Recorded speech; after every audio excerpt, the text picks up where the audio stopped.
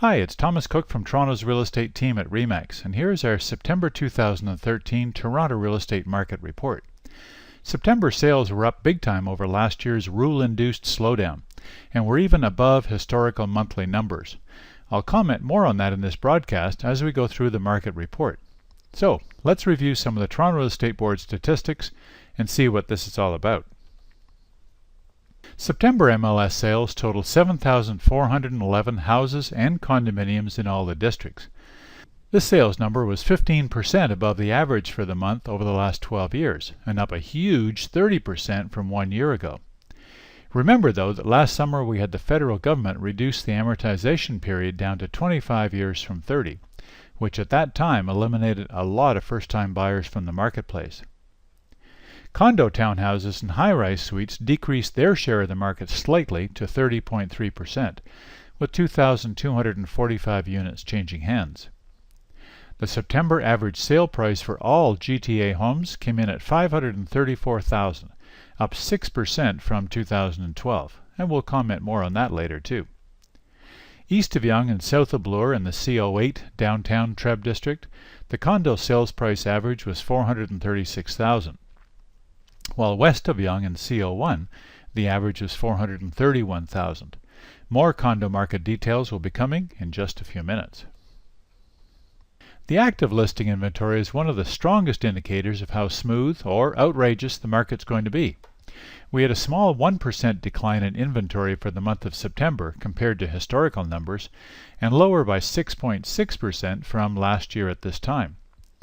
The sales to listings, or percent chance of selling ratio, is how we determine what type of market we're actually in. 24 to 28% is a neutral market, below 24% is a buyer's market, and above 28% is a seller's market. In September that ratio finished at 36.7%, up 10% from last year's market dip, but higher than the average historically for the month. We're still in moderate seller market territory.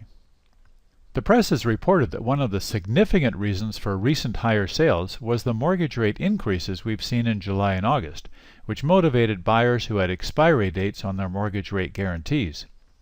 That influence is now over, or almost over, and shouldn't be a factor in the upcoming months unless rates start increasing once again. With the dismal situation in the U.S. government right now, rates aren't expected to go anywhere soon. While the overall days on market TREB average dropped by 2 days to 27, the numbers for downtown condos were stable at about 35 days east and west of Yonge. Detached Toronto homes sold in a faster 22 days on average, and more affordable semis were moving in an even quicker 14 days.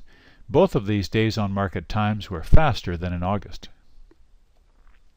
As you can see from the graph, the September average home price was again up from 1 year ago.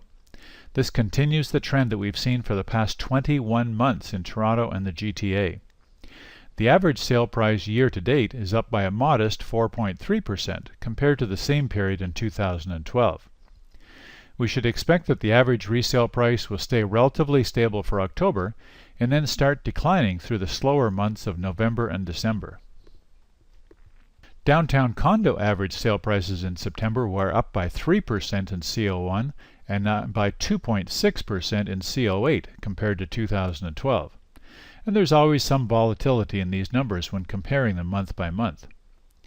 Condo sale numbers were up almost 25% in CO1 and 5% in CO8 compared to September last year, and the rental market for downtown condos is equally busy.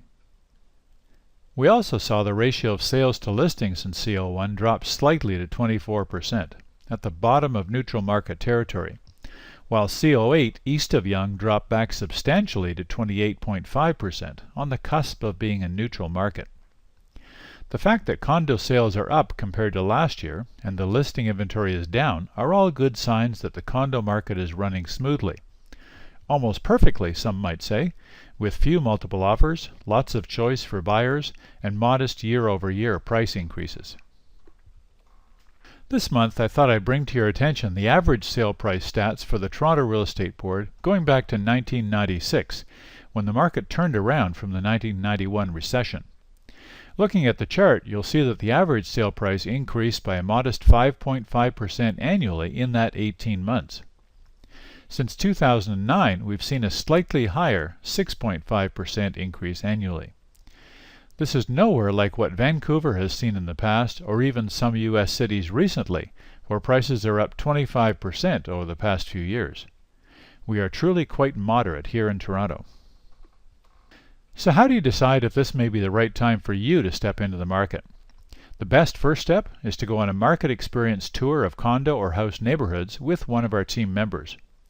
What a tour is not intended to do is to find you your dream home. What it is intended to do is to give you a clearer idea of what's available on the market in your favorite parts of the city and in your price range. Once you've had your tour, you'll be better able to set up a home buying plan and make a smart decision as to whether now is the right time for you to consider moving towards home ownership. You can sign up for your condo tour at dailydowntowncondotours.com. That's dailydowntowncondotours.com. And a tour of houses at dailytorontohometours.com. That's dailytorontohometours.com. All the best, and check back here in early November for our October Toronto Real Estate Market Report.